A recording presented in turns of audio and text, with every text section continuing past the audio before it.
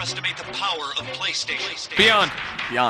Beyond. What's up, everybody? Welcome to Podcast Beyond, episode 320. I'm one of your hosts, Greg Miller, alongside the Dark Knight of News, Andrew Goldfarb. Glad you're back. Yeah, couldn't even get a show together, huh? You're worthless. Well, I wasn't Each here one either. of you. What were you doing? Writing news stories, making reviews, playing games? I was Terrible. on the other side of the country. Doing an amazing feature. Colin Moriarty was there, Mr. No Taxation. How you doing, Colin? Thanks. I don't know what you're talking about. I'm talking about the one about you ranked the first-party studios. Oh, yeah, I like that. I like that piece. That was really cool. A lot of people, some people were mad about that piece. Yeah. But, oh well. Too bad. People are mad about everything. It's the internet. And next to him, the Tech Tower, Scott Lowe. Hey! Hey, I haven't seen a lot of you, Scott. How you doing? No, it's not like we've spent like the last week in a very small confined room together. Yeah. You all shared a hotel room? No. No. The rooms are every room you're in. That would've been awesome. Scott Lowe and I went to Japan for a week. It was Yeah. fantastic. Yeah. Saw Shuhei Yoshida. We'll get to that later, though. Yeah. But, yeah, the rooms are very small for a large man like myself. And then, we stayed in a hotel where the bathrooms were incredibly tiny. I literally almost knocked myself out coming upstairs drunk, where I was coming through a doorway, and I stood up way too early and just concussed myself on the top of the door. Yeah. The doorways are not built for you and me. I saw stars, and I had to, That would stumble be- back to the hotel room, and I opened the door, I'm like, Steimer! Of all of the awful ways to wake up and getting reports of Greg he died while he was in Japan because he was drunk and stood up too It wasn't fast. even that I don't even think it was that I was drunk because is how I hit my head. I think I just stood up like an asshole. I just didn't even know what I was doing. This, of course, is Podcast Beyond, IGN's PlayStation podcast, the number one PlayStation podcast on the internet. As we started the show, we were fooling around. We got the Japanese Vita here. Yeah. I bought the pink Vita, so there it is. If you're looking at home, nice. if you're watching, if not, this is it on the microphone. Just what you want. I like it a lot. I played a lot. Scott, you're reviewing it. You got Yeah. a white model. I have the pink one. Yeah. I'm What do a you little think so envious far? of the pink. I should have broadened my horizons a little bit. You gotta. Whenever there's pink, Yeah, gotta go I want to touch it. That's the Greg Miller motto. Well, Yeah. Wow. It went downhill fast. You like it though? Yeah, What do you I think like so it a lot. far? I mean, the obvious difference is the lack of OLED display and the change in the design, making it a little thinner. But overall, it's pretty sweet. Man, I love that it doesn't use that proprietary charging port. It Yeah. uses Micro USB. Micro USB, which is the same as the sync cable on PS4 now, which is super convenient and nice. Yeah, but can you charge it with your PS4? you can. Yeah. However, it doesn't. I also bought the 64 gigabyte card, and so last night I backed it up, and I was like, I was pretty sure the PS4 doesn't support that yet, but I was like, I'll try, there's and no sure enough, I utility. plug it in, it's like, this device is not supported. I'm like, motherfucker, really? You don't support your own handheld? Yeah, this is a Yeah. little weird. It's This is funny a little too weird. because especially since they're coming bundled in a box together, you would think that it would recognize it. Yeah. Well, and They sure are coming together bundled in a box. We'll see. Oh, I'll believe shut that up. when I see it. M-Dog has not written in to correct the pizza bets yet, so. Because you said at launch. Well, it happened in time for the launch in Europe. So that there you go. 0.66 bullshit. And it still hasn't launched in Japan yet.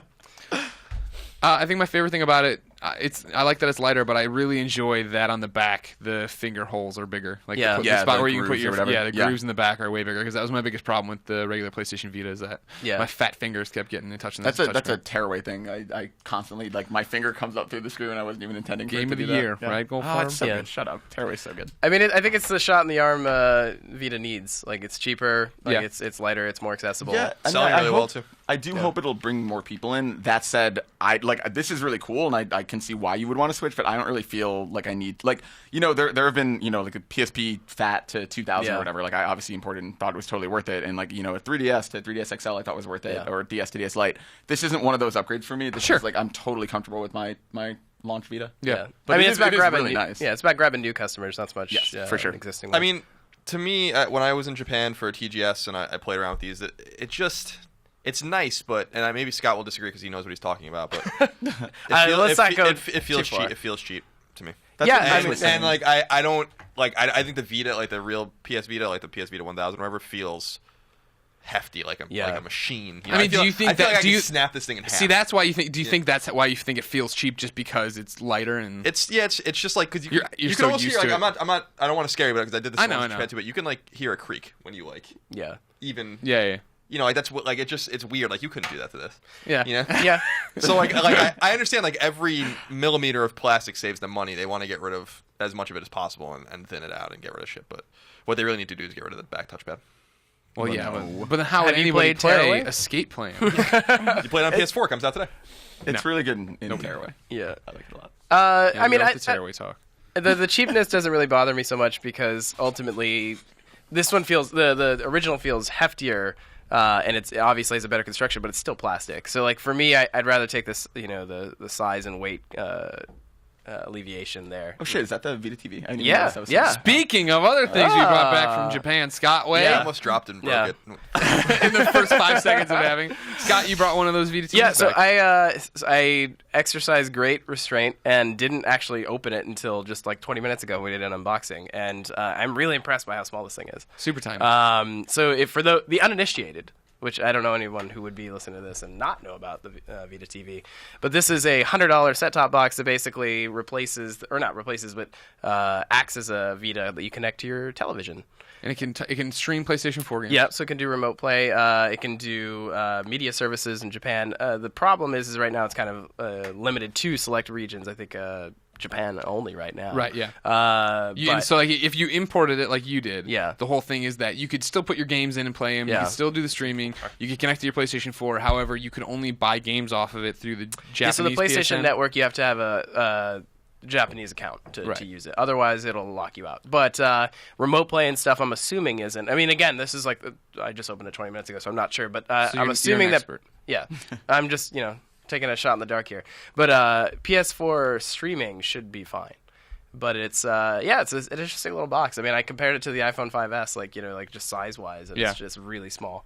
Yeah, it's awesome. Now that's what we're doing too. Whoa. Yeah, That's insane. That really is strikes crazy. me as like a really Sony has great design in terms of hardware. And, Yeah. and that's just a awesome design of a machine. Oh yeah, it's a machine. I mean, between this and the PS4, it's just like their industrial design alone is so impressive. It's right also now. cool that like that's everything that's in here basically, Yeah. except for the touch functionality and the screen. So like it's cool. It's a cool piece of tech. What I've been interested about it, I don't know if you guys have seen this, is that the sales on this are really soft in Japan. So like The 50,000 units or something the like that? sales of that are huge. Like Yeah. I think people have been like really surprised about how that's hanging on. And God Eater 2 just came out. At the Slim Vita. Huh? He's pointing at the Slim Yeah, Vita. Yeah. sorry. He's pointing at Lightning Return, Final Fantasy. like God Eater 2 was really, really, really big for Vita, and it was released on PSP, and it's by the way the first real concrete example of a PSP Vita game of like cross-platform game of some significance that's sold better on Vita. Yeah. So the tides are finally turning for that, hopefully. And there are a few really big Vita games coming out early next year that are going to be big, like Soul Sacrifice Delta, Freedom Wars, which looks fucking awesome. I don't know if you guys have seen it. It's an internal Sony game that looks really neat. I haven't seen it. And of course, Natural Doctrine. Natural Doctrine. Tell me all about Natural Doctrine. You got the dropped it on eyelid me. We got a Patapon reference in there. You were dropping some Valkyria Yeah, on there. You Natural- sold me on it. I'm done. I'm in. Yeah, Natural Doctrine's like a strategy role-playing game. I think it's for PS3, PS4, and Vita. Yes. Patapon's director Yes. is the director of the game, and it's I don't want to say it looks just like Valkyrie. What am I thinking? Valkyria Chronicles. Valkyria Chronicles. I keep saying Valkyrie. Rise of the Valkyrie Valkyrie. Profile. That's not the game though. Yeah, Valkyria Chronicles. It's like kind of an open-ended strategy RPG. It looks really good. They just released screens for it yesterday, and hopefully they bring it here. I'm sure they will. What if it's secretly a Patapon game? Like you get My head would explode. you get like 2 hours into it and then just like Pata.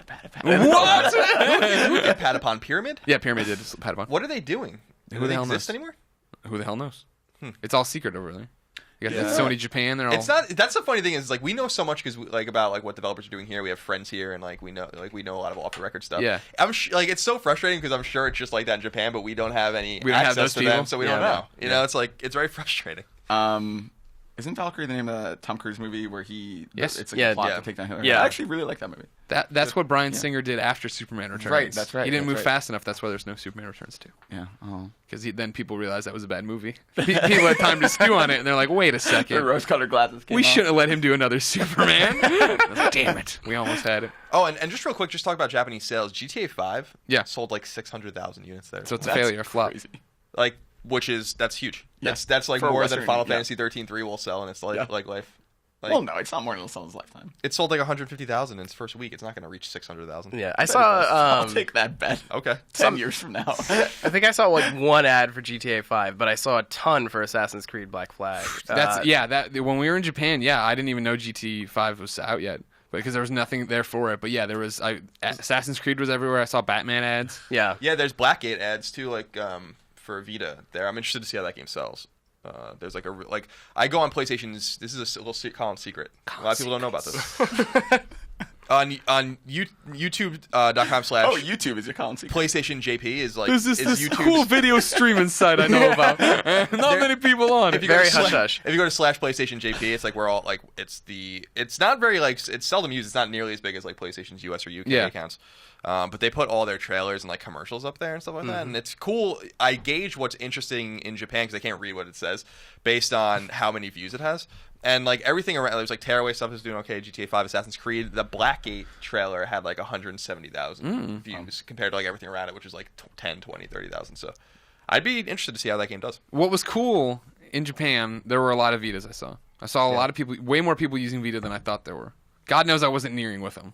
I mean, don't get me wrong, the 3DS blows it out of the water. I was street passing my balls off over there. I got addicted. It was great. Every time we were on the train, Scott, I had that How thing many out. did you end up with in the end? I started with 24 or 27 street passes, and I ended with 218. Wow. So, yeah. That's crazy. And then you're just gonna show up as some random dude just yelling beyond. Yep. No one will have any. There was like I passed like maybe like 4 people who had they were English. They were also travelers. You probably unlocked a bunch of cool like regions because. Yep. Yeah, you got totally. like, Yeah, I got a whole bunch of country regions. That was neat. But no near. No, you didn't get no, a new I track from didn't- Mod Nation Racers? I didn't get any new high value target for Unit some 13. game goods. Super Stardust soundtrack. That's one of the things that really frustrates me is how much fun I was having street passing and how dumb it is. So I'm just collecting puzzle pieces and saying hey to somebody. Why is Nier so stupid? Yeah, Nier sucks. Well, you know my conspiracy theory about Nier. No one understands how it works, and like no one will admit it. Not even at Sony. Like it doesn't work. Like there's like I just use it. Every month or so I turn it on. I'm like, what the fuck I know, is this? and that's the weird thing. Like I remember, like it's called Nier. So and we all know what Street Pass is. So I was assuming it was like Street Pass. Yeah. But sitting in my apartment, like if I turn on Nier, it's like, oh, you got like 30 game goods from people over Wi-Fi that you're nowhere near, and I'm like, what the fuck is Nier? Why is it called? Well, Nier? it's all relative because only have 7 people in San Francisco. Well, that's There was the one time when I was at a PlayStation event and I was talking to Jack Buser, and he's like, "Oh yeah, and I saw you in my neighborhood the other day." I'm like, where did you see me? He's like, "I saw you on Nier." I'm like, "What?" Like what? I'm like, "Yeah, my train rolls by your house." That's weird as hell. Why would? That's totally bizarre. They should firmware Nier out of Vita and do something cool like with They can get rid of it via firmware. I had You hoped can't delete it. Toro's Friend Network was going to do that. Oh, but I felt bad because I saw we see a lot of Vita games. We see a lot of great games. Some are good, some are bad.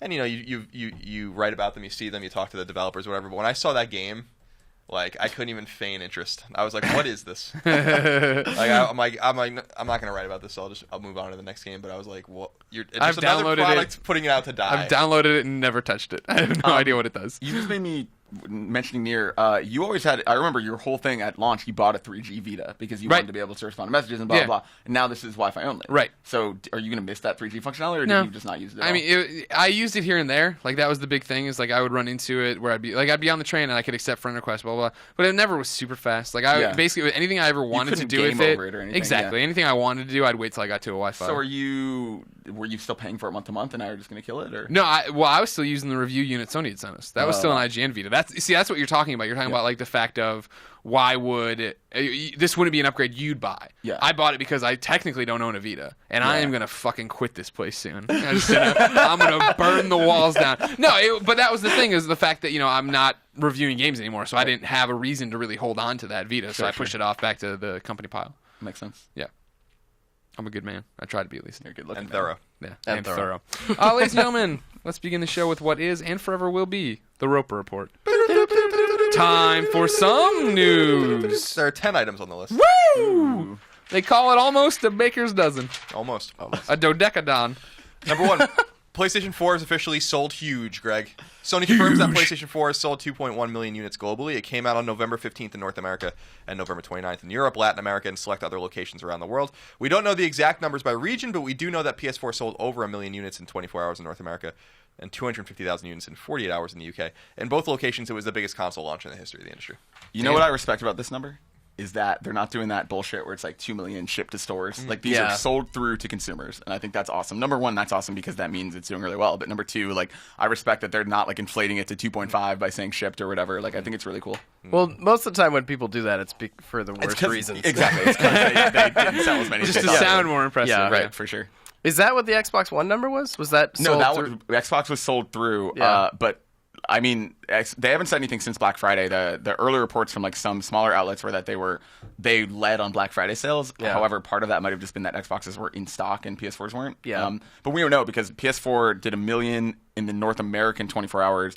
Xbox One did 1 million in the worldwide. Yeah, exactly. So it's we haven't gotten this week's Microsoft numbers, so we don't know if. But it seems like just based on that, like a huge lead so far. I mean, possibly. Yeah. At least in the 24-hour window. Yeah. I mean, like the thing is, like honestly, all of them doing well is fantastic for the industry because I think, like Colin and I were talking about this yesterday. When the Wii U came out and wasn't selling super well, people were like, "Oh, like no one wants hardware anymore. No one wants to buy new consoles." The death of console gaming. Yeah, exactly. Couldn't be more wrong. Yeah, exactly. But now these are doing incredibly well, and like granted, like a lot of that is pre-orders and stuff. But I mean, we haven't even hit Christmas yet, so it's like PS4 could be at 3 million by the end of the year, which is rad. Yeah, I mean PS4, they're having supply problems, so they could sell whatever they make right now. Yeah. So like the sales are as high as they want them to be, you know, or as they can will them to be. Yep. Yeah. With their factories in Japan and China. So, Remember Bad as I Want to Be?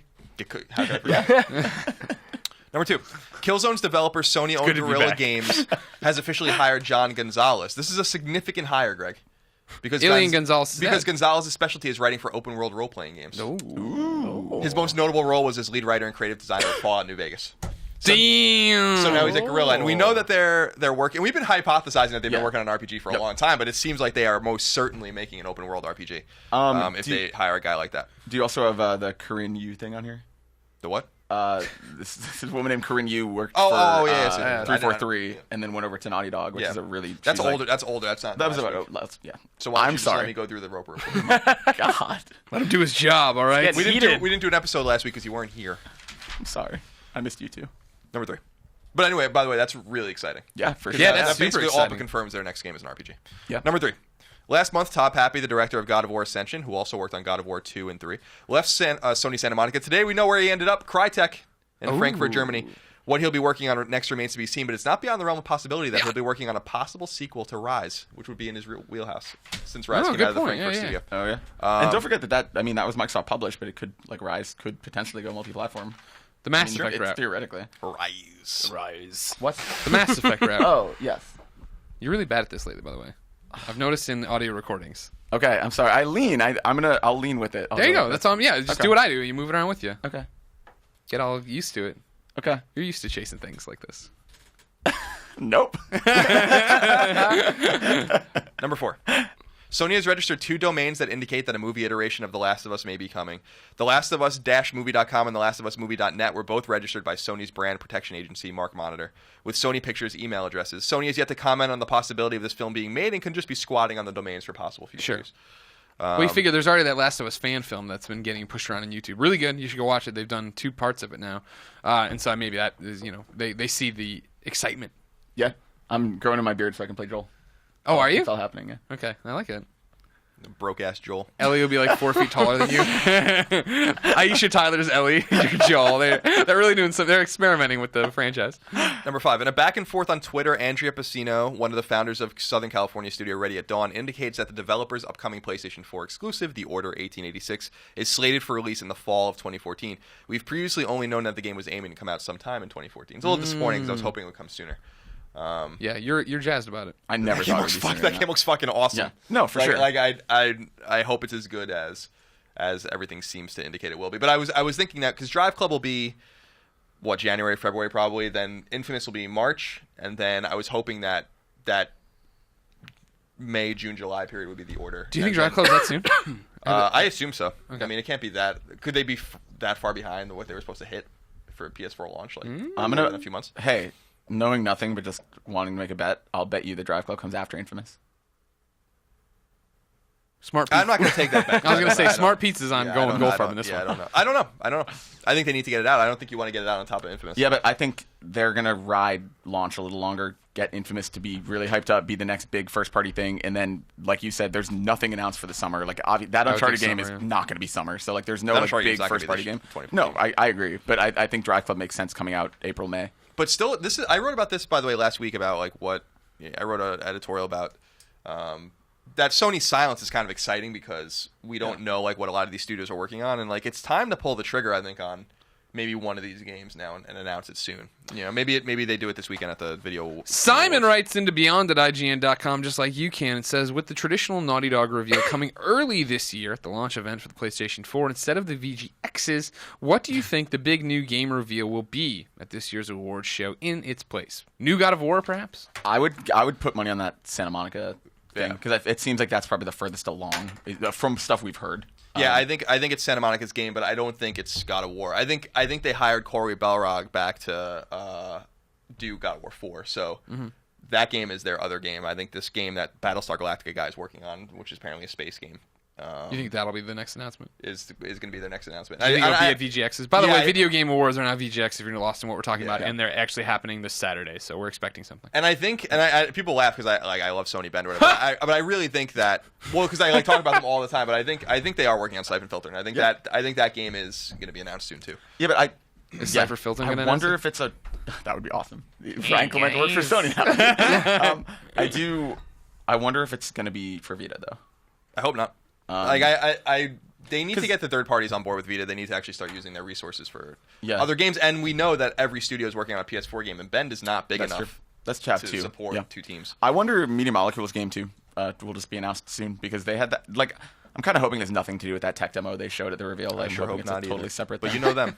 Yeah. I still don't think it's out of the realm of possibility, Simon, that you'll see more of The Last of Us or Uncharted this weekend. You know what I mean? Uncharted, all we have is that one teaser. And if you remember when they did the reveal of Uncharted 3, it was the pan across the map with the Pelican coffee cup, and that's all it was. And then there was the extended trailer later on. Now, granted, they made a big deal out of saying, here's the tease, look for the full trailer soon. But again, and even with Last of Us, they had the viral campaign thing leading up to actually showing the trailer for the first time. And also, that Last of Us DLC thing they showed was, 8 seconds or something? And that felt like a tease, right? That felt like that there's more to that trailer even. Because that was also that a felt Jeff like Keighley. Clearly was a tease. But. That was like a Jeff Keighley thing too, though. I can see them leading into VGX and just doing both of those more extended. Yeah, it's just weird I guess it's weird that they haven't said that. It seems like they would say, oh yeah, and look for the full trailer here. You don't want to show your whole hand, though. Well, you want people to watch?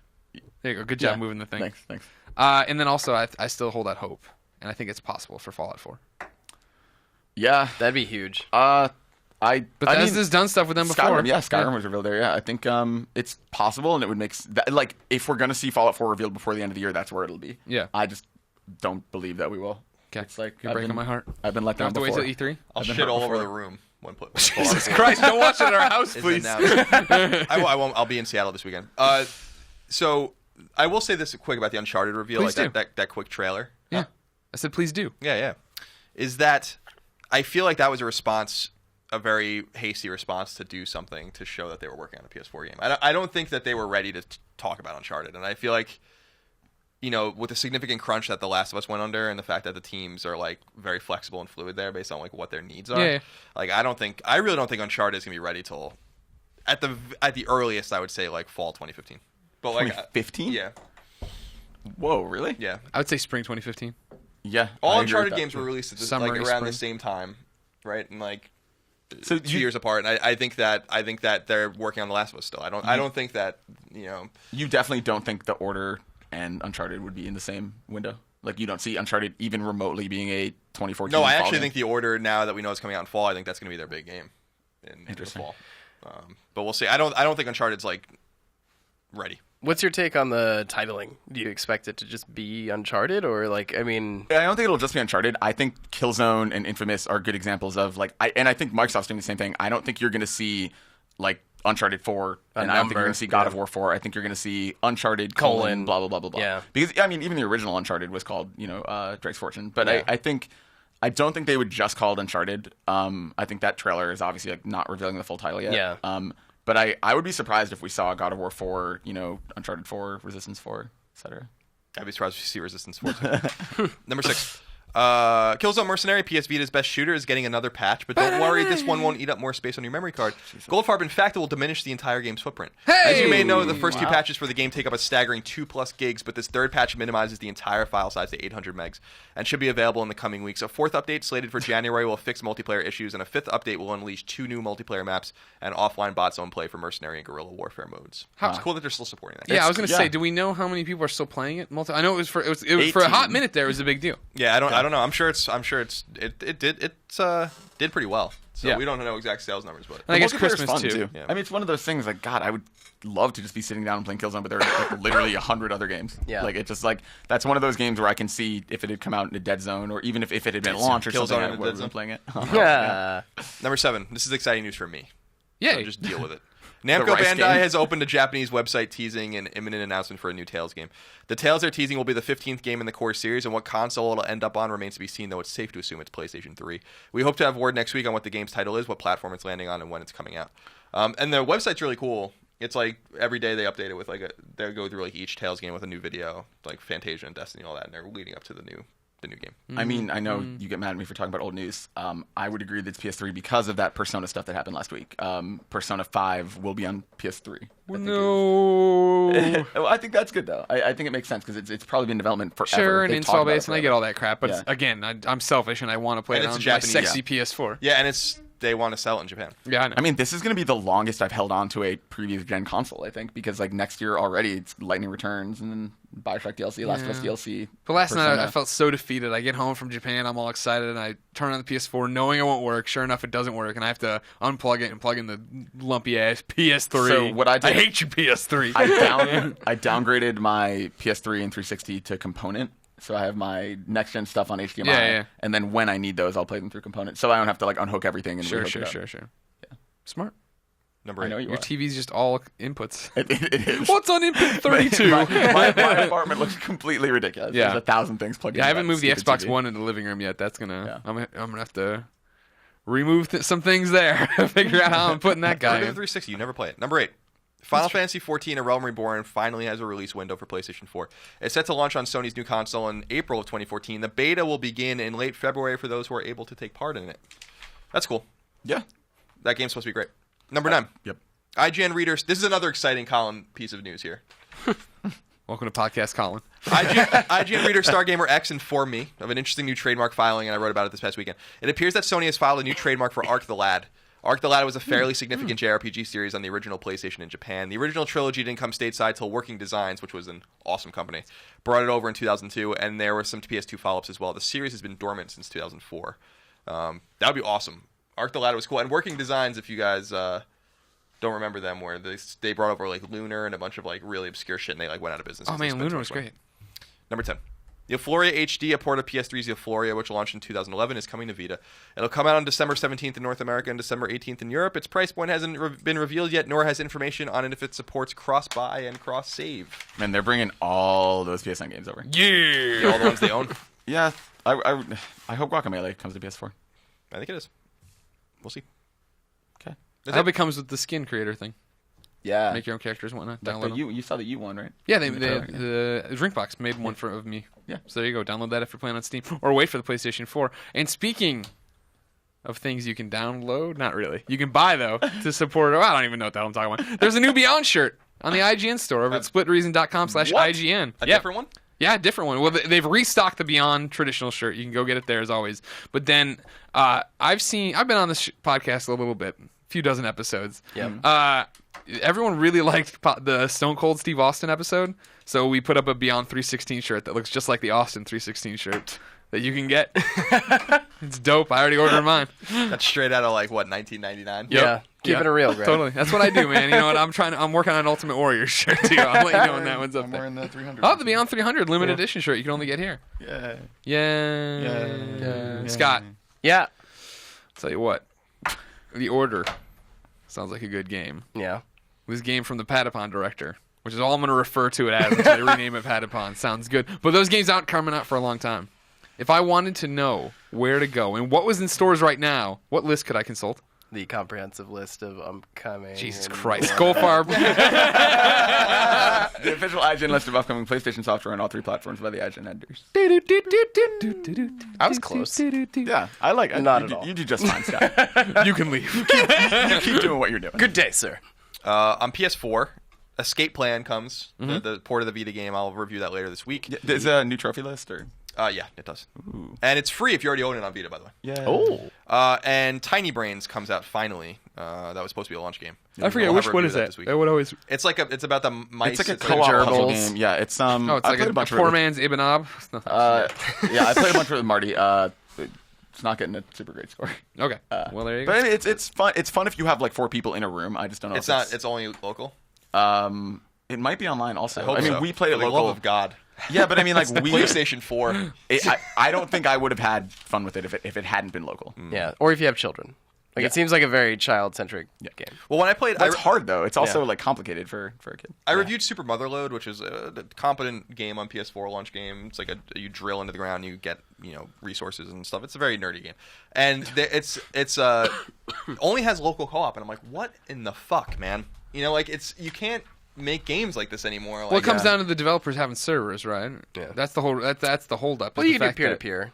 Sure. Stuff. But I mean, what's odd though is that a lot of the industry is like moving away from local. It's like there are some developers who have like only a local, and then there's like most of the time it's like nobody even bothers. Well, it's because for like a game like Killzone or something, like it's like you can't do split screen because it's like a rendering nightmare. Yeah. I think my favorite thing about playing Super Motherload with you was that it's like a drilling game, and you're drilling for elements, and there are these rocks that are underground that are actual elements, but instead of calling them gold and silver and iron, it's like goldium and ironium and silverium, and I'm like, why didn't you just call it gold and silver? Someone has the copyright. Trademark. Yeah, exactly. It's really, really weird.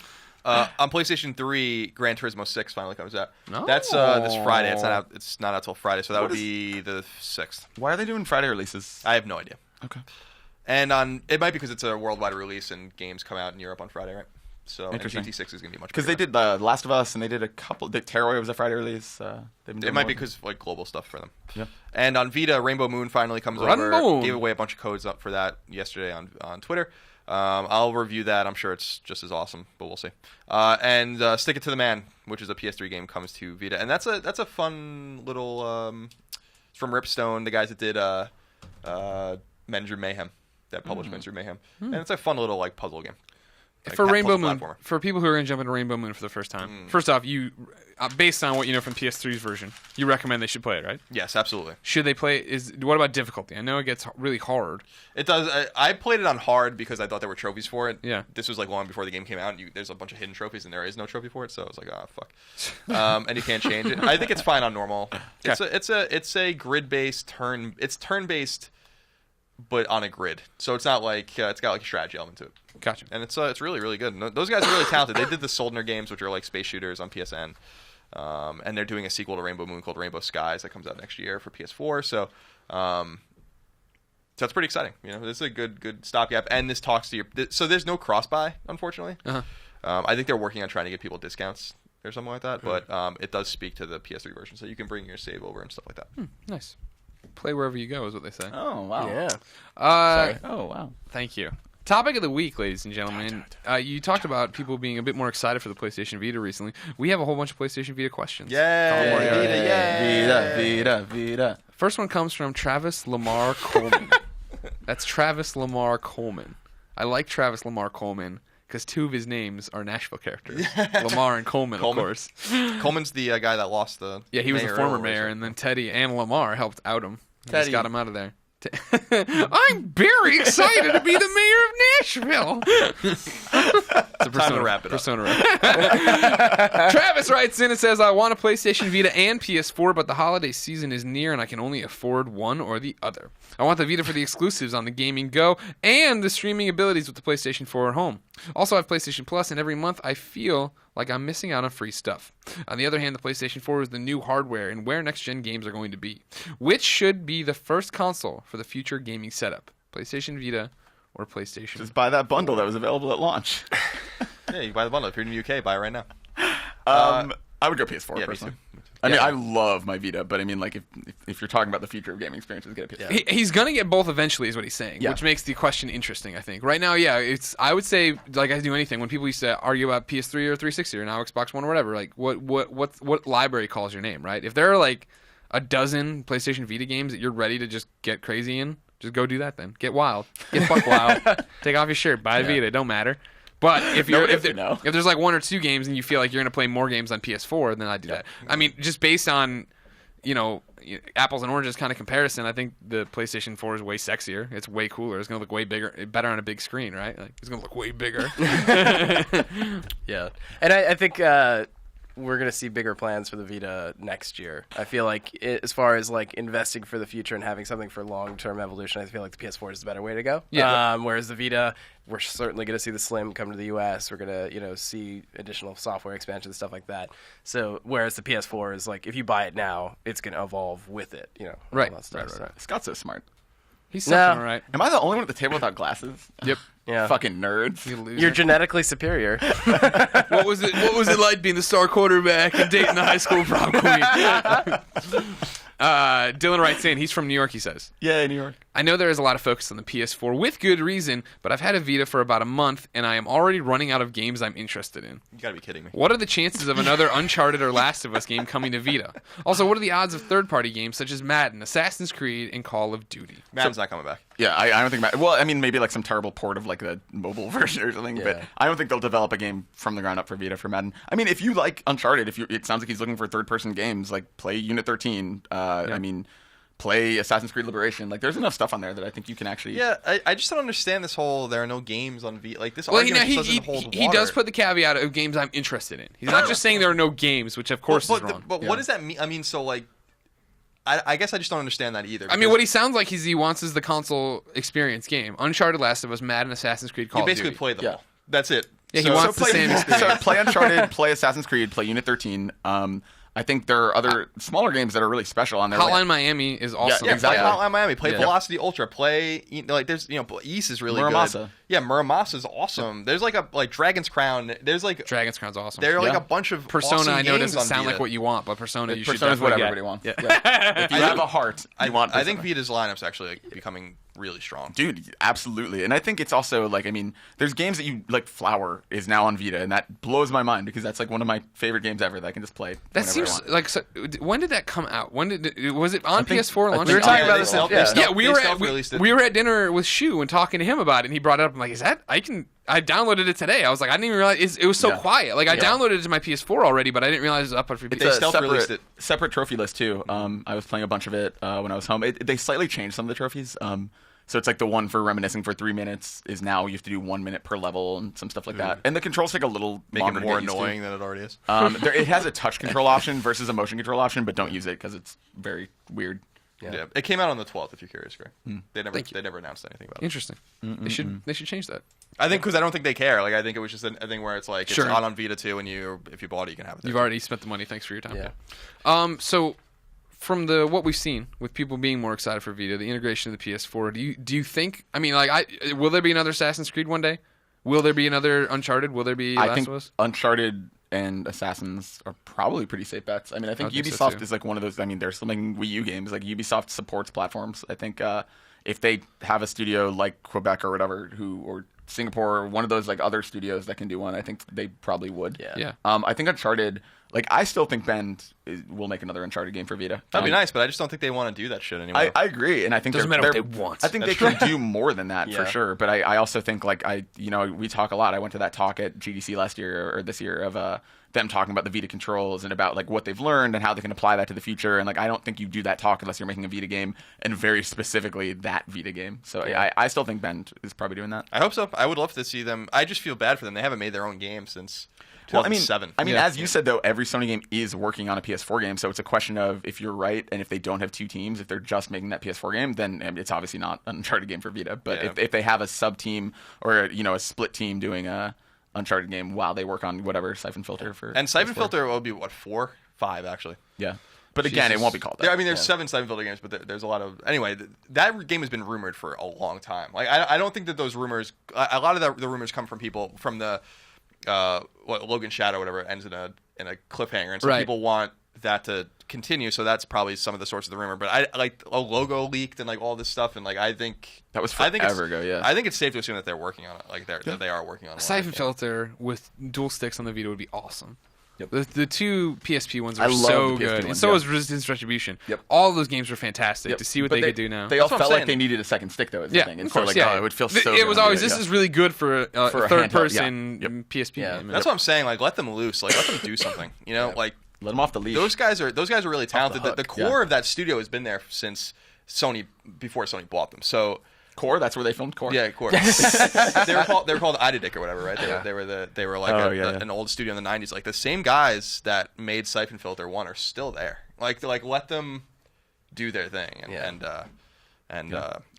let them flex, because they get put on Resistance and then they get put on Uncharted, and you kind of just, that's cool. Like they did those series proud. You got to let Eric Jensen flex his muscles. Let him become the David Ballard of developers. Eric Jensen has a thing or two to say about what he wants to do next, and I harass him on Twitter every once in a while. What do you want to tell him? I'd be very surprised. I'd be very surprised to see another Call of Duty on Vita, though. To his question. Oh yes, I agree. I mean, like Call of Duty.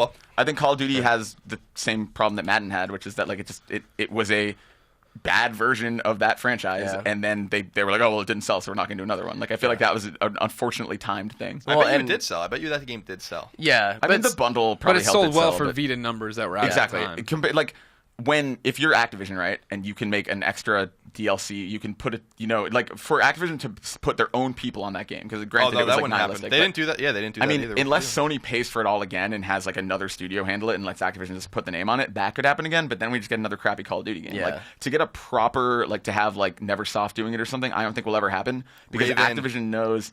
Like, if they give that team a map to work on for the Xbox One and PS4 version, it will make them so much more money than a Vita game ever could. Well, and that's where I think stuff like remote play is going to be really cool, because then you can just promote the fact that you can play, the actual Call of Duty on your Vita. I mean, it's not a super effective solution, but you also are missing. It's just so frustrating to me. Like, we've talked about this a billion times, but it was such a missed opportunity to not. Every copy of Black Ops 2 comes with a code for Black Ops Declassified, and your experience transfers over. Like it could have been the most bare bones one map game, but your experience transfers to Black Ops 2, and it would have been like it would have sold so well and sold so many Vitas. Well, and the studio that's doing that or did that is now doing free to play games. So they were called Nihilistic, and now they're doing like mobile games. They're called Instigate. They shamed themselves right out of the industry, but that's not really their fault. They got the raw end of the deal. Yeah, they were given no time to work. Like Call of Duty might as well have been made in a month. I mean, like it might have been. The stories about both Resistance and Call of Duty indicate that they were developed in like no time at all. And I think that Resistance suffered because Call of Duty had a start. So if you look at like Call of Duty came out in October, Resistance came out in May. That means that game was made in the window and went through CERT and QA in that time. Resistance feels like an unfinished game, and even textures like in it make it look like an unfinished game. They could have done better. They could have done better if they. The unfinished Swan. Yeah, that should have been a crossover. Should have done that map with Resistance. They should bring that to Vita. Yes, they should. Yes, they should. And Matt Journey. Wilson writes in. It says, I am loving Tearaway. Yes. It's by far the best Vita game I have played. I find it interesting how its holistic use of the Vita's unique touch and acceleration technology was a keystone of the game and never felt gimmicky or forced. Do you think that Tearaway may lead the way for more developers to embrace the Vita's various unique functions to make games more unique and tailored for the platform? I hope so. I mean, I think we were talking about this the other day. Like, it's I was with Ryan McCaffrey, actually. Like, it would lose them money, and I understand why it'll never happen, but I almost wish Tearaway just came with every Vita, because like it is the best example of how to use those features and not make them feel gimmicky. Like every button, every feature, everything on the Vita is used in Tearaway like expertly and subtly and in this really cool way that never feels gimmicky, never feels forced. Like it always feels like a natural part of the world. Game's so good. But the problem is like that game feels so natural and great because it was built from the ground up for that purpose. Right. Like that's the struggle I think a lot of people are going to find. Like when you're doing something like a Killzone for the Vita, like when you strap it on, it feels kind of awkward. Whereas something like Medium Molecule is amazing. Like and they just like pull stuff out of the sky. That's just like how did you think of that? Like unless you're coming into a game like that as a developer, I think it's going to be really hard to make that deep integration of those unique controls. This is doubling back to the whole Madden and Assassin's Creed problem, right? When you are doing something and you're trying to make as much money as possible because you're a company and you're not tied to the Vita. Sony's the only people who care if the Vita really succeeds or whatever. That's when you get into this dilemma of, well, no, we're not going to invest, resources in this one. If we just do it this way and port it to DS, it's fine. It's the same way. Yeah. You look at the Lego games, right? Like I don't know. They must make, when they net them out between Vita and DS, same game, same development time, and it must be, a profitable exchange for that. It bums me out too. Like there's so many games like Skylanders.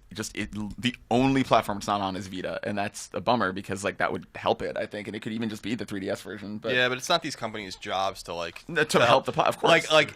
But I do see promising signs. Like I agree. The Lego games continue to come to Vita. That means that this is like the one that comes out next year will be like the fourth one. So that means that like they're selling on Vita. They're making money, or they would not do it, because they have to do QA and cert separately. I know it's a port of the 3DS game. It should be a port of the PS3 game, but and I see little promising signs in places like Activision releasing Spider-Man, the open world game on Vita, just like kind of stealth releasing it just to see how it does. Like that's a good sign. It's them saying like, let's just see how this does. Borderlands, people keep forgetting about, but that's Sony paid for that, like. But that's what Sony has to. And Media Molecule is owned by Sony, so like that's like a like Greg was saying, like that's a whole thing where it's like they don't. These companies do have a lot of like the word from all the developers that Sony owns is that they have like a lot of carte blanche to do what they want, but you're not going to make Tearaway if you're an independent developer. Sure. Yeah. Yeah, it would have to be a first-party studio for sure. Well, and I think it was like a year ago we were I was on the podcast. We were talking about like how amazing it would be if like the ecosystem of PlayStation would expand into all these different products, and that's what I think we're seeing here more than anything. Like with the Vita TV and the Vita and the PS4, like PlayStation app. Yeah, like I think that is they're slowly but surely working to that idea of like one PlayStation experience across all products. So like I think the idea of Vita unique experiences is going to be less of a big deal next year as the platforms expand, and more of just like sharing experiences across all of them.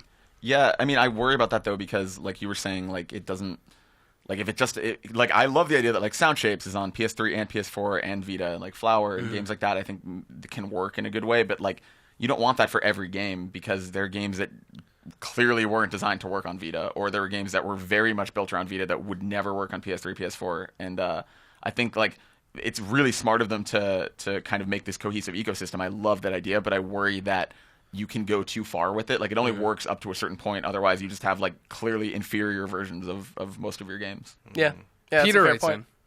You're all beating around the bush. He has the same thing Scott Lowe touched on a little bit ago. He's been playing a lot of Assassin's Creed on Vita, and he says, when using this feature, I thought to myself, do we even need Vita games anymore?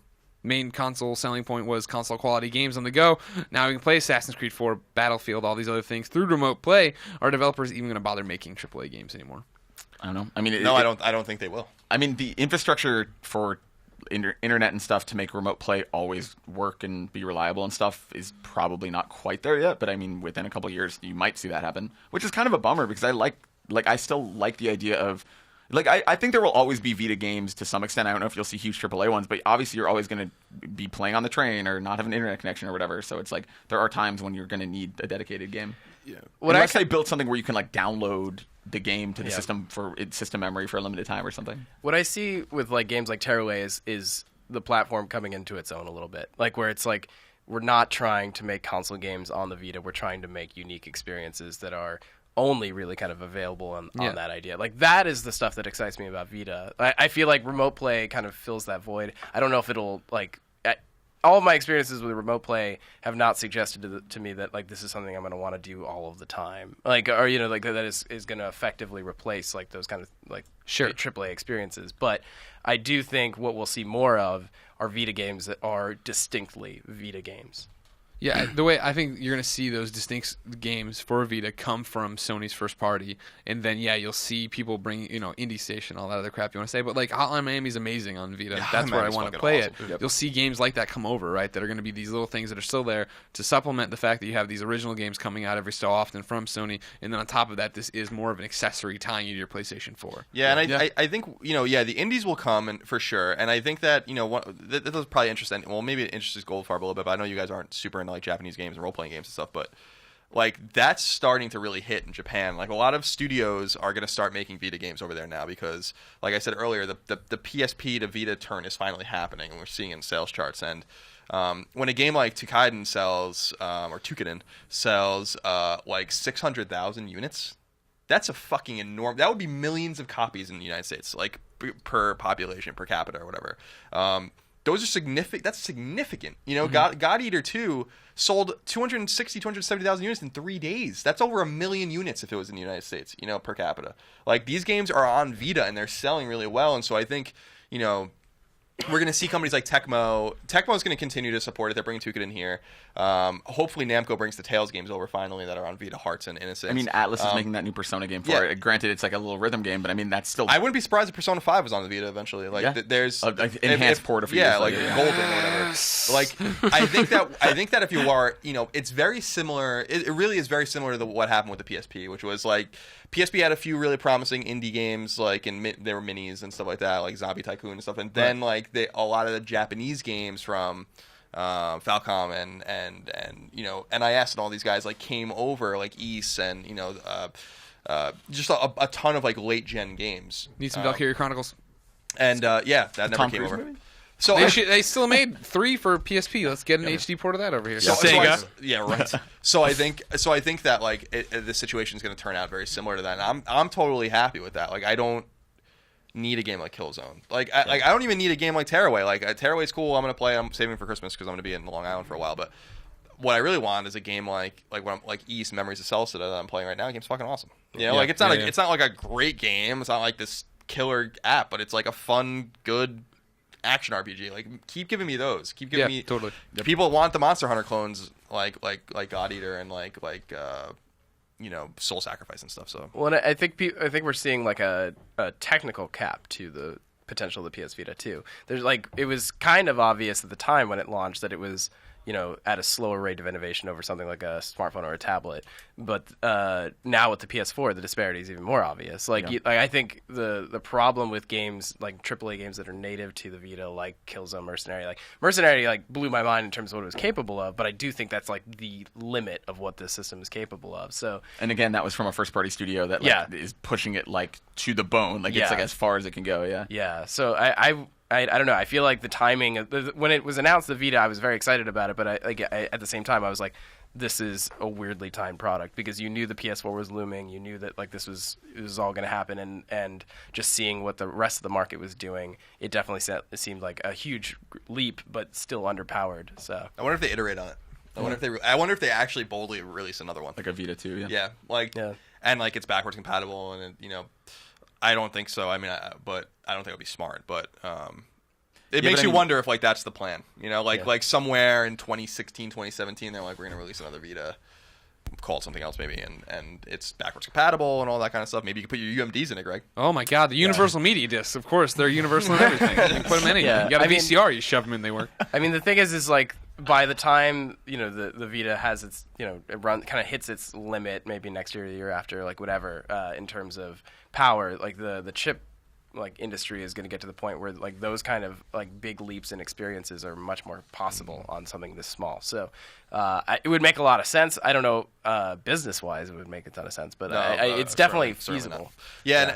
And I will say, because Scott did bring up one last interesting point, which is that Sony is finally learning that it needs to leave PlayStation brand, like the PlayStation brand hardware, and get their stuff everywhere. And they started doing this with like that Bentley's backpack.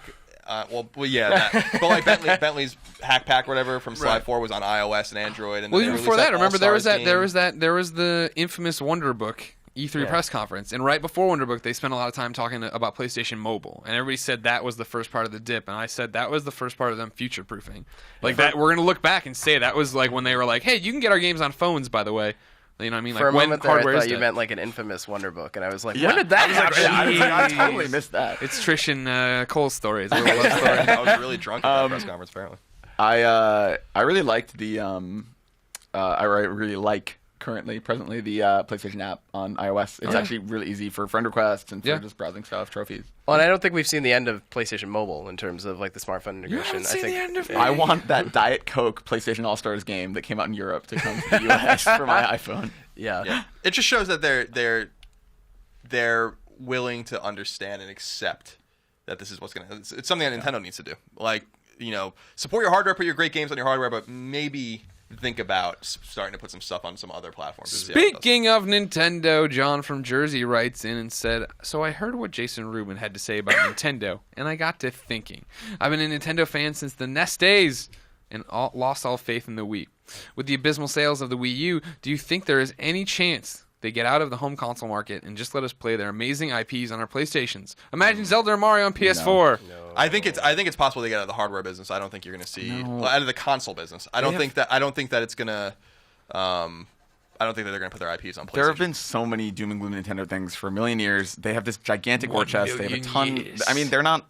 Nintendo will be around in their stubborn, weird way for so much longer before that happens. I don't dispute that, but I do think that the war chest, like everyone's like, well, they have so much money. Like, you don't save the money to fucking lose it on a piece of hardware. You need to they have the money that doesn't future proof them. You know, of course not. The Wii U is going to. Those comments come from people who have no understanding of business. Yeah, like like it's like I read that stuff and it's like it's a really ignorant thing to say because like these companies don't like save $20 billion to spend $20 billion. But you also can't discount the fact that they have billions and billions of dollars. Like, and that's the point, right? Yeah. They're not just going to sit there and watch it float away. But I mean, at the same time, they But can that's the afford to suggestion, though. That's what people are saying. Like, a lot of people are like, "Oh, well, they can afford to wait it out." And it's like, no, they can't. They have shareholders. But they can afford to wait it out in the extreme short term. They can take a loss for a year in order to recoup and come back. But what?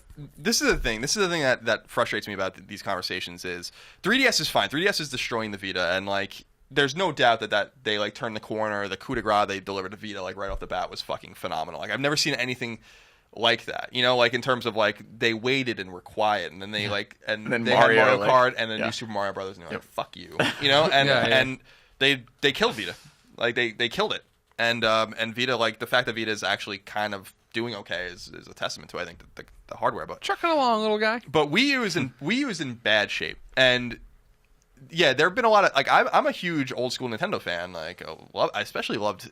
I loved it all, but I really loved GameCube especially, and it was really bummed when people would talk shit about it because I was like, there's great games on this thing, and there are great games on Wii U too. But the situation they're in now with Wii U is nothing like they've been in with any hardware ever, except for Virtual Boy. Like they've never been in a situation where GameCube is lapping this thing, and that's sad because GameCube didn't sell well. GameCube did really well off the back of that Smash Brothers and Luigi's Mansion and stuff, but then there was a lot of lull, and then the Capcom games were announced, and things were getting better. Don't forget Toadstool Tour. It almost single-handedly turned everything around. Fantastic game. But the Wii U is in bad shape, and like when you see things like the UK sales charts where Knack is selling better than Mario, like what? When I saw that, I was like, how is that possible? Because like there's not only an install base, a very small one, already established in the UK for Wii U, but this isn't moving hardware either. And so I really think that this is a thing where there's only a few choices for them. They either abandon the console, which will then remove all cachet they have with people that bought their console, and those people get mad at them. They ride out the Wii U, which is going to sell better next year because there's Mario Kart and Smash Brothers and stuff, but it's never going to reach GameCube level numbers, I don't think, or which is the low end of the spectrum for them.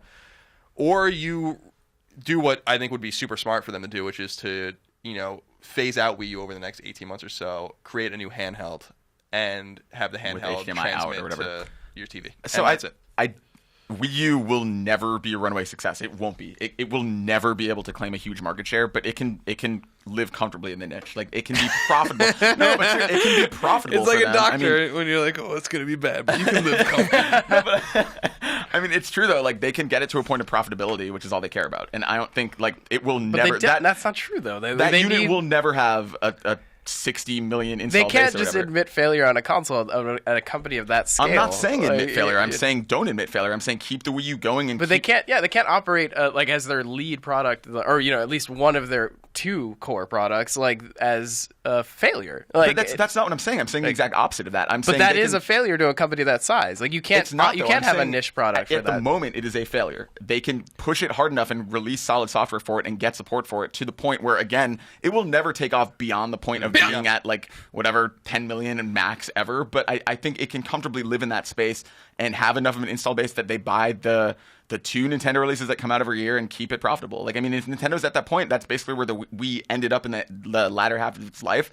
Obviously, it had like a gigantic install base before that, but I think the Wii U can get to a point where it just exists for Nintendo and does exactly what they need to do while 3DS keeps thriving. Like, I don't think they need to throw in the towel on Wii U. I think Wii U can get Wii U to a point where it's profitable for them, and that's good enough. I mean, obviously that wasn't their intent, but I mean, I think they can let it be a slow burn and grow over the course of 6-7 years, and that's kind of the best position they can get into right now. Yeah, I mean, but the core of the question was what Jason Rubin said. Jason Rubin, of course, was a co-founder of Naughty Dog, in case some of the listeners don't know. Ran THQ and former background. THQ. Ran THQ. And by the way, getting a lot of shit for running Really THQ into the ground. I was fucking around. I was expecting you to get me right away. But people have been tweeting that and posting that like you got to be completely ignorant of what He came in there as the Hail Mary. They were that ship was already 90% in the water by the time, and he actually made some smart moves to try to save it, including Saints as Row. they say in there, spinning Saints Row out into its own, like the new game into its own game.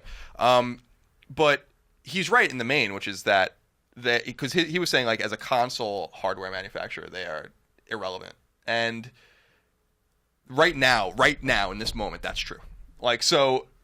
Like he's right. Like when PS4 outsells Wii U in UK in 48 hours, it like passes its light. Like that's insane. Yeah. You know that like. My personal take on the Wii U is like there are games that come out like Mario like where I'm like I want one and like I'm gonna buy one and then I'm like I can't spend that much money on this thing, you know. Maybe it's just they got to get rid of that fucking touchpad, you know, and just nix that thing and release firmware that fixes some of their big games so you don't have to use it and release it on the console, drop the price, sell it for $149 or whatever, $199 and get it out there. And I bet you that at an appropriate price point, which is, you know, it's about as powerful as a little more powerful than a PS3, sell it for that much, and it'll probably fly off the shelves, especially with a game like Mario Kart, which sold 30 million units. Yep. You know, but that was on a system with like 100 million. Yeah. Well, that's the problem too when people say Smash Brothers is going to sell it. Their mistake was that they put Smash Brothers on 3DS, and that's where Smash Brothers is going to sell. So, you know, they're in they're not in trouble as a company because, like you said, they have a lot of money, but the Wii U is in a lot of trouble, and I'm interested to see what they do to fix it. I mean, Reggie's going to be at the awards this week, and maybe they'll reveal a Zelda game or something. Hey, but we're retiring the Wii. We admit failure. Well, remember, Zelda's not a big pusher of hardware anymore, and like Zelda, Uncharted 3 outsold Skyward Sword, which was incredible. So.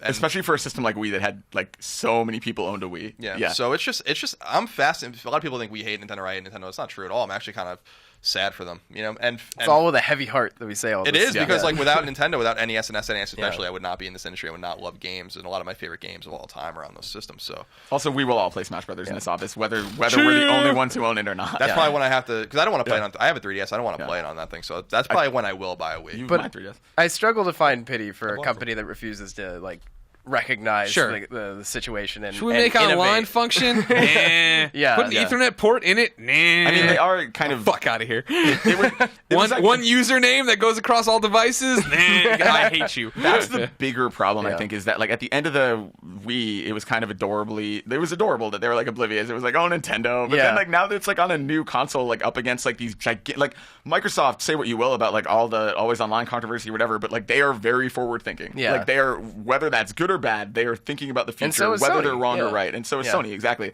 Nintendo, like, they're in this weird place where like they want it and they see people enjoying these things and they're like, oh, we can do that too with the Nintendo Network and then like Miiverse and people can post on forums like they do on the internet. But it's like nothing. It's so far from like the experience. And nobody's saying that it's easy. Like that shit is hard. And for a company like Nintendo, I get why it's hard. But like. You need to do something about it. Yeah. Yeah. Even when they revealed that they didn't have like an achievement system, that was like, I know that's like a sort of a niche thing, but I was like, that you don't get it. You don't get it because it's little things like that add up. Yeah. And I mean, and also like if we're talking VGX predictions, there's no way Nintendo reveals a game. It's gonna be like a Smash Brothers character or something. Like I have no doubt that it'll be like some little interesting news bit, but I do not think that they would ever break from. They didn't have an E3 press conference this year because they rely on Nintendo Direct. Like they're not gonna suddenly. There's 7 Nintendo Directs at E3. Wii U price drop? No, it's going to be some kind of small content announcement. It's going to be a Smash Brothers character or the new, the box art for Donkey Kong leaked this week and shows that Cranky Kong is the 4th playable character. It might be that. Like, I have a feeling that it's going to be something like that, I would guess. I don't think Nintendo reveals a major game at VGX. I will say this, like, I want Nintendo to get healthy again in the console space because, like, I agree, like, they shouldn't have a third console that is like the other two consoles. But they need to, like they show the propensity to do great things because they're dragging Vita's corpse through the fucking mud, with 3DS. But like, it's dark. But it's like, Colin's not that cheery of a guy. I don't know if you knew that. It just frustrates me with the Wii U because I really did start to sour on them with the Wii experience, which I thought was really subpar, and I wish they would talk to me again. You know, like talk to me. Like I'm your boy, Nintendo. It's your boy, like, Colin. Pour that rice and mayo game over. Yeah, get that rice and mayo game from PlayStation and put it on the Wii U, and I'll buy that shit. But just like talk to me again. Like I was your boy. You know, like during NES, SNES, N64, GameCube, I was all about you. I spent so much money on those games, man. Yeah. And like you just don't talk to me anymore. I want you to talk to me again. You know? I'm hoping they do a massive overhaul of the UI in that system, because right now I actually like the form factor of the gamepad way more than I ever thought that I would. It doesn't feel that bad as a controller. It feels pretty good for like Mario and stuff. Doesn't feel that bad. IGN.com. Glowing endorsement from Andrew But the bigger problem for me is like navigating menus on that thing, like on the Wii. It takes the load times so long. It's so unbelievable. slow. It's like it's worse than Wii. Like it does half as much, and it takes 200% more time. Yeah, exactly. Yeah, that is such a big problem. Yeah. Final question goes to Colin. It's from JP. Dear Colin, do you think that getting the platinum in Resogun in less than 6 days is impressive? Yes, it is. Yeah. There you go, JP. Question. I got the platinum in Resogun. It's a totally. Oh, doable, did you? Yeah, it's totally doable platinum. And is there anything that'll you head against a wall or what? Beating the game without dying, I would imagine. Or do you could beat the game without losing continue, which is all not of your hard life. at all. Yeah. No, it's hard for some of us. Okay. that game is fucking phenomenal, man. Yeah. Like I'm so glad people are enjoying. Thank you to I've gotten literally hundreds of tweets from people, both in America and now in Europe, saying like, "Man, you were right about Resogun. You were right." I want to get a shirt that says Colin was right. I'm getting a dozen tweets about Tearaway. Literally a dozen. Tweets. Literally 11. So I'm glad people are enjoying. I'm so stoked for our European and Latin American listeners and Australian listeners that have PS4 now and can play it and let us know what you think and keep in touch with us. And you know, it's next gen's here. It's very exciting. Yeah, totally. We got a hit of the week that's related to that. Their next gen. This one is Felix. Felix says, I played DC Universe on the PC when it first came out and wasn't into the PS3 version. But now that the PS4 version is out, I had to just give the old gem a try, and oh, doctor, was it still good. I started a new hero named Darth Mintu this weekend, and he's currently level 22, and I'm loving every bit of it. Can I be hit of the week so I can play with other Beyond listeners? My PSN name is the same as my DCUO name, Darth Mintu. That's M-I-N-T-U, Darth. Don't be stupid. All one word. Darth Mintu. Dark. I hate you so much. Thank you for all the hard work you guys put in everything. Thank you, Greg. Thank you, Colin. Thank you, Andrew. Thank you, Scott. This is Felix's email, and I'm out. He didn't include me. PSN hit confirmed. Thank you. He put insert guest name. That's good enough. So I count that. That's good enough. Yeah, that's good. He thought ahead. Yeah. Ladies and gentlemen, this has been Podcast Beyond, episode 320. God, really? We're going Jesus backwards. Christ, we've done a lot Only of these. 30 episodes till the Colin show. Yeah, what is it? 30 episodes still. 350s Colin show. Jesus Christ. As always, thank you for listening, ladies and gentlemen. Podcast Beyond posts every Tuesday on the service of your choice. Thanks for listening. But remember, IGN.com keeps the mics on. So come to IGN.com, read Colin's articles, watch videos of Goldfarb, and then maybe become a Prime member. They give you free games sometimes. I don't really know what else. Oh, you can turn off the ads. That's nice. You can see Amarice's face. Yeah. I loved that the other day. Then make sure you follow IGN on Twitter. It's IGN. I'm Game Over Greggy. Goldfarb is Garfep. Nailed it. Colin Moriarty has no taxation. Scott Lowe is Scott Lowe. Yep. Yeah, good. You change it around. You got all these different aliases. Oh, yeah. He changed it once, like 2 years ago. I'll never forget. When I reviewed the Xperia Play.